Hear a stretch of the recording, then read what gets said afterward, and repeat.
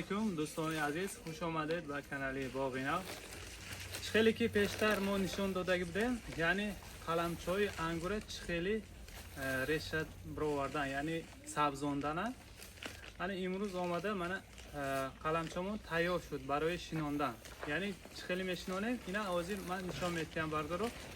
حاضر باید این چینی 15-20 روز بعد تیار میشد، لیکن ما وقتی که سویت مرد، یعنی تاگش توپلیپول یعنی گرمی را در وقتش رسانده نتونستیم، برای هوا کمتر دیرتر، یعنی قریب به فکرم 25 روز ممکن گذاشتم، قریب یک ماه شد. لیکن چیزی که میبینید خوش رو همش سبزانده، لیکن اکن 100% نه، چیزی که همون وقت گفتم 90% در اینجا نسبزیدگیش هم هست، ریشه نبرآوردگیش هم هست. حاضر نشان میدم اینا چه خیلی میشنونه. ویدیو رو با دقت تماشا کنید تا آخرش. من برادرو ببینید چقدر ریشهش عجایبات شده است، خیلی سفید شده، ریشه برآوردگی. چه خیلی که ما اتریسکه داده بودیم که من یکم اینا میگیریم، فقط ریشه برآوردگیشه. من چه خیلی ببینید چقدر ریشهش شروع برآمده. من یکم اینا میگیریم، یک تا نیم تا ریشه نبرآوردگیش هم هست، و خیلی باشه نمیشنونیم. اینا میگیریم و من خیلی استکانچیکو ده میشنونیم، این خیلی کلوکو ده میشنونیم. دیدین من خیلی میشنونیم، بعد او میتیم. من این خوکمون باشد بیا گومز کتی خوکی عادی خوک کتی بیا گومز آلدرش کردیم. من اکن این استکانچیکو رو میگیریم، اینجا میچینیم. بینید خیلی وای کردگیم، تخته کتی تگش برداشتگیم. ای زمین بلندتر استاد با خوبتر. اگر زمین بچینه زخم میگذاره، ممکن اوضاعش گرفتنش قیمتر.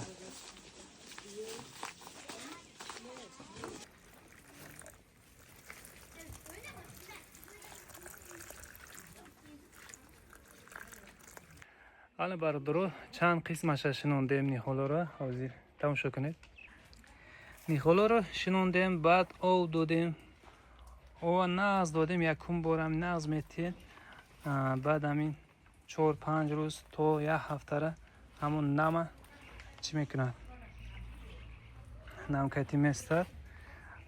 حاضر هوا گرم، هوا نغز شو مینوس نیست.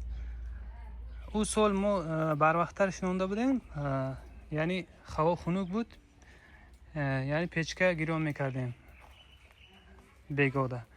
حاضر اکن هوا پیلیساوی هیچی نمیشد، فقط همین تپلیسه را محکم میکنیم.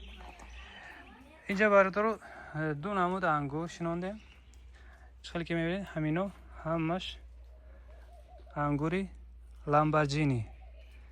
یکم کلاس کشمیش بدانه سفید صورتش میمونم میبینید. و ای پره نوی اواتار همه ما میدونیم.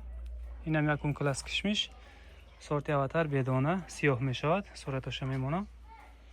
این حالی دوام داره.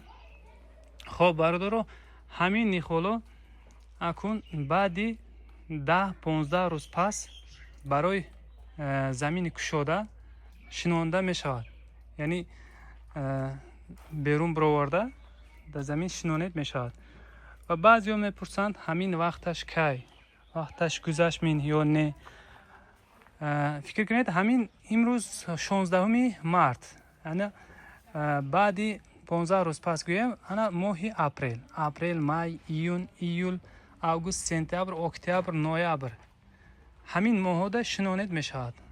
برای که اینم خیلی کلوک ده میشود، خوکش خودش کتی یک جایه سلفانش میکنید میشنونید. این سزون نداره. وقتی که решаша алоҳида гирифта шинондан даркор бошад, вай акун вай дорад, яъне вақташ ҳаст. яъне чӣ хеле ки нихолой ҳастай ку тобистона мана хеле нихоло ҳаст.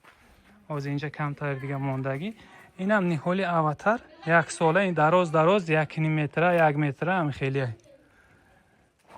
ва мана ин нихолоро анкун бо пага мешинонем.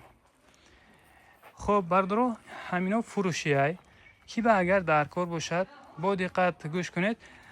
номер мемонам, дар номер ватсап аст. фақат ай ватсап нависед ҷавоб метиҳем. хеле занг занед мо ҷавоб дода наметавонем. ватсап катед чандта даркор, ай куҷо шумо, ҷои шумо куҷода ва ай кадом сорт ламборҷини ёки аватар нависта рой кунед. хуб баъди 15 рӯз пас, яъне апрел фурӯш стар мешавад. мо то душанбе доставка карда метавонем. адреси мо дар шаҳри Турсунзода. кадоме агар омада ҳаминҷа харидорӣ кардани бошад, хай адреса метиҳем, мебиед мегиред. ай дигар шаҳр ноҳияҳо бошед, метавонед ай худи душанбе, яъне Саховатда ҷой дорем, ҳамунҷа бурда мемонем, ай ҳамунҷа мегиред мебаред. ай 10 болоша мо метавонем доставка кунем. саломат бошед. агар видеои мо маъқул шуда бошад, як таги лайка фаромӯш накунед.